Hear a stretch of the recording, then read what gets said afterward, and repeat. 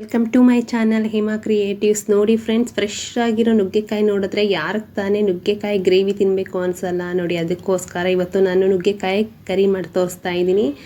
ಅದಕ್ಕೋಸ್ಕರ ಇದು ಸಿಪ್ಪೆ ಎಲ್ಲ ನೀಟಾಗಿ ತೆಗೆದು ತೊಳೆದು ಇಟ್ಕೊಂಡಿದ್ದೀನಿ ಇಷ್ಟು ಕ್ಲೀನಾಗಿ. ಇದಕ್ಕೆ ಸ್ಟಾರ್ಟ್ ಮಾಡೋಣ ಹೇಗೆ ಅಂತ. ಒಂದು ಬಾಣಲಿಗೆ 3 ರಿಂದ 4 ಸ್ಪೂನು ಆಯಿಲ್ ಹಾಕೋತಾ ಇದ್ದೀನಿ ನೋಡಿ. 3 ರಿಂದ 4 ಸ್ಪೂನು ಆಯಿಲ್ ಹಾಕ್ಕೊಂಡು ಒಂದು ಈರುಳ್ಳಿ ಸಣ್ಣಕ್ಕೆ ಹೆಚ್ಕೊಂಡಿರಬೇಕು. ಇವಾಗ ಈರುಳ್ಳಿ ಆ್ಯಡ್ ಮಾಡ್ತಾ ಇದ್ದೀನಿ. ಇದು ಸ್ವಲ್ಪ ಬಾಯ್ಲ್ ಆಗಬೇಕು, ಅಷ್ಟರಲ್ಲಿ ಮಸಾಲೆ ರೆಡಿ ಮಾಡ್ಕೊಳ್ಳೋಣ. ಒಂದು ಮಿಕ್ಸಿ ಜಾರ್ಗೆ ನಾನು ಒಂದು 8 ರಿಂದ 10 ಮೆಣಸಿನ್ಕಾಯಿ ತೊಗೊಂಡಿದ್ದೀನಿ.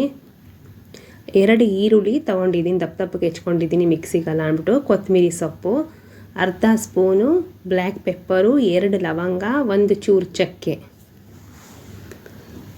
ಅರ್ಧ ಸ್ಪೂನು ಕಲ್ಲುಪ್ಪು. ಅದಾದಮೇಲೆ ಶುಂಠಿ, ಬೆಳ್ಳುಳ್ಳಿ, ಶುಂಠಿ 1 ಇಂಚು, ಬೆಳ್ಳುಳ್ಳಿ 1 ಉಂಡೆ ಹಾಕಿದ್ದೀನಿ ನೋಡಿ. ಇಷ್ಟು ನೀಟಾಗಿ ಪೇಸ್ಟ್ ಮಾಡ್ಕೊಂಡು ಇಟ್ಕೋಬೇಕು ಮಿಕ್ಸಿಗೆ. ಅದಾದಮೇಲೆ ನಾನು ಡ್ರಮ್ ಸ್ಟಿಕ್ ನಿಮ್ಗೆ ತೋರಿಸೋದ್ನಲ್ಲ ಅಷ್ಟು ಆ್ಯಡ್ ಮಾಡಿ ಸ್ವಲ್ಪ ಫ್ರೈ ಮಾಡ್ತಾ ಇದ್ದೀನಿ ಆಯಿಲಲ್ಲಿ ಫ್ರೈ ಮಾಡಿದ್ರೆ ಟೇಸ್ಟ್ ಚೆನ್ನಾಗಿರುತ್ತೆ, ಅದಕ್ಕೋಸ್ಕರ.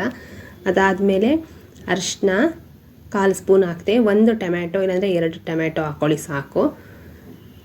ಅದಾಕಿ ಟೊಮ್ಯಾಟೊ ಸ್ವಲ್ಪ ಬಾಯ್ಲ್ ಆದಮೇಲೆ ಮಸಾಲೆ ರುಬ್ಬಿರೋ ಮಿಶ್ರಣನೂ ಹಾಕಿ ಒಂದು 15 ಮಿನಿಟ್ಸು ನೀಟಾಗಿ ಆಯಿಲ್ ಬಿಟ್ಕೊಳ್ಳೋ ಗಂಟ ಫ್ರೈ ಮಾಡಬೇಕು. ಅದು ಆಯಿಲ್ ಬಿಟ್ಕೊಂಡ್ರೇ ಟೇಸ್ಟ್ ಬರೋದು, ಇಲ್ಲಾಂದರೆ ಟೇಸ್ಟ್ ಬರೋಲ್ಲ ನೋಡಿ. ಇದು ನಾನು 15 ಮಿನಿಟ್ಸು ಫ್ರೈ ಮಾಡ್ಕೊಂಡಾದಮೇಲೆ 1.5 ಗ್ಲಾಸ್ ವಾಟರ್ ಆ್ಯಡ್ ಮಾಡಿದೆ.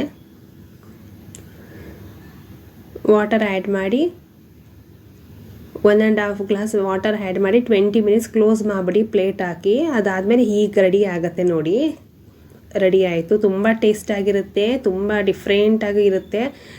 ಅನ್ನದ ಜೊತೆ, ಚಪಾತಿ ಜೊತೆ, ರೊಟ್ಟಿ ಜೊತೆ ಎಲ್ಲ ಜೊತೆನೂ ಕಾಂಬಿನೇಷನ್ ಚೆನ್ನಾಗಿರುತ್ತೆ. ನೀವು ಮಾಡಿ ಹೇಗೆ ಬಂತು ಅಂತ ಹೇಳಿ.